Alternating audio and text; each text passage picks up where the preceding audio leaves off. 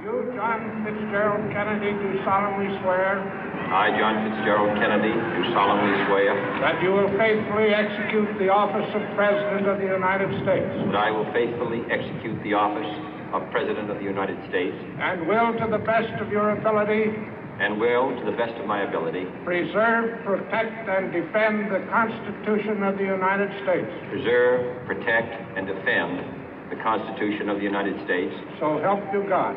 So help me God.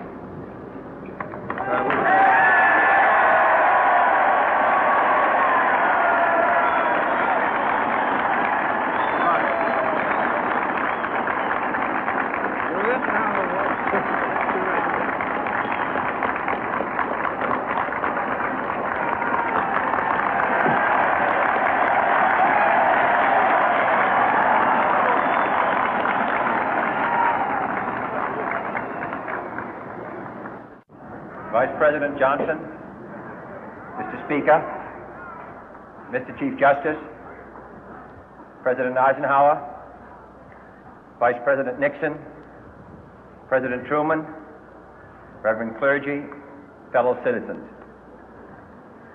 We observe today not a victory of party, but a celebration of freedom, symbolizing an end as well as a beginning, signifying renewal as well as change. For I have sworn before you and Almighty God the same solemn oath our forebears prescribed nearly a century and 3/4 ago. The world is very different now, for man holds in his mortal hands the power to abolish all forms of human poverty and all forms of human life. And yet the same revolutionary beliefs for which our forebears fought are still at issue around the globe. The belief that the rights of man come not from the generosity of the state, but from the hand of God. We dare not forget today that we are the heirs of that first revolution.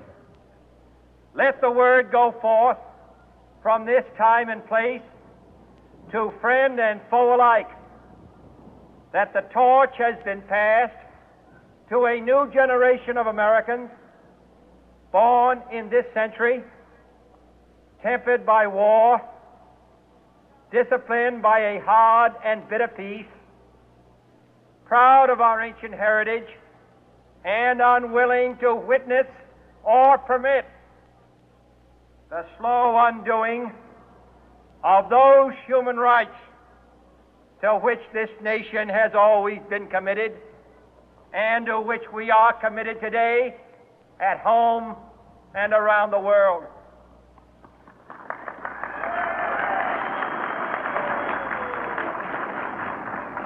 Let every nation know, whether it wishes us well or ill, that we shall pay any price, bear any burden, meet any hardship, support any friend, oppose any foe to assure the survival and the success of liberty.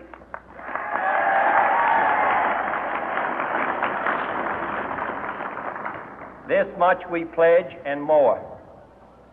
To those old allies whose cultural and spiritual origins we share, we pledge the loyalty of faithful friends. United, there is little we cannot do in a host of cooperative ventures. Divided, there is little we can do, for we dare not meet a powerful challenge at odds and split asunder.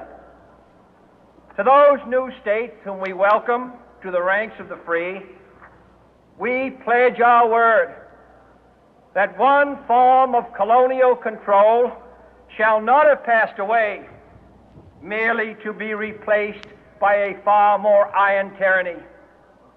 We shall not always expect to find them supporting our view, but we shall always hope to find them strongly supporting their own freedom, and to remember that in the past, those who foolishly sought power by riding the back of the tiger ended up inside.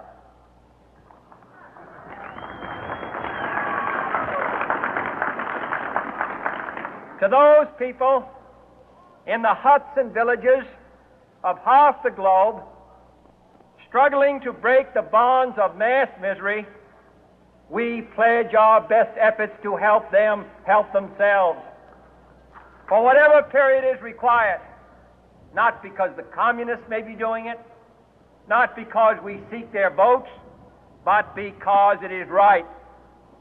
If a free society cannot help the many who are poor, it cannot save the few who are rich.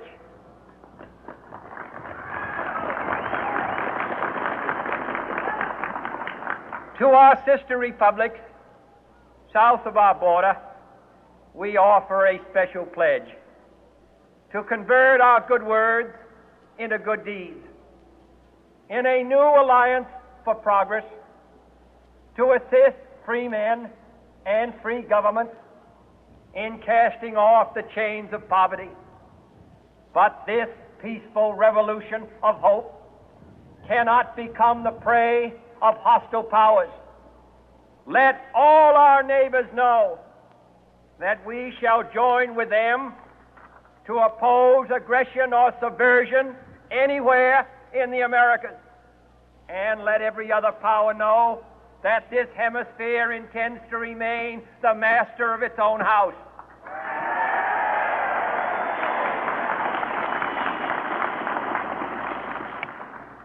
To that World Assembly of Sovereign States, the United Nations, our last best hope, in an age where the instruments of war have far outpaced the instruments of peace, we renew our pledge of support to prevent it from becoming merely a forum for invective, to strengthen its shield of the new and the weak, and to enlarge the area in which its writ may run.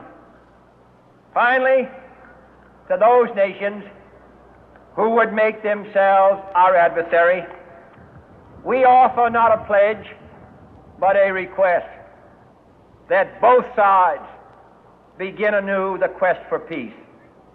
Before the dark powers of destruction, unleashed by science, engulf all humanity in planned or accidental self-destruction, we dare not tempt them with weakness, for only when our arms are sufficient beyond doubt can we be certain beyond doubt that they will never be employed.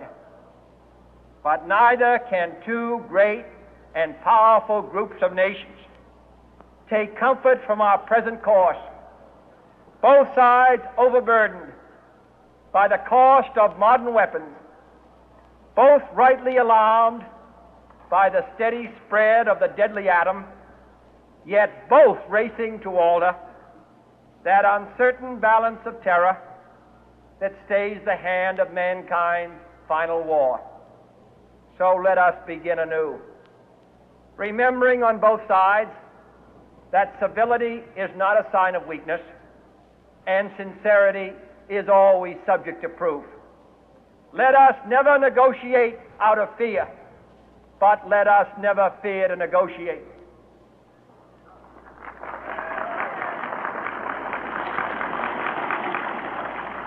Let both sides explore what problems unite us, instead of belaboring those problems which divide us.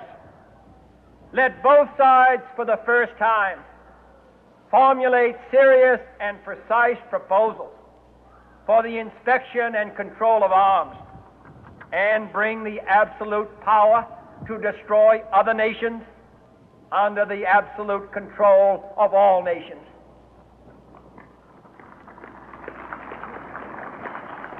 Let both sides seek to invoke the wonders of science instead of its terrors. Together, let us explore the stars, conquer the desert,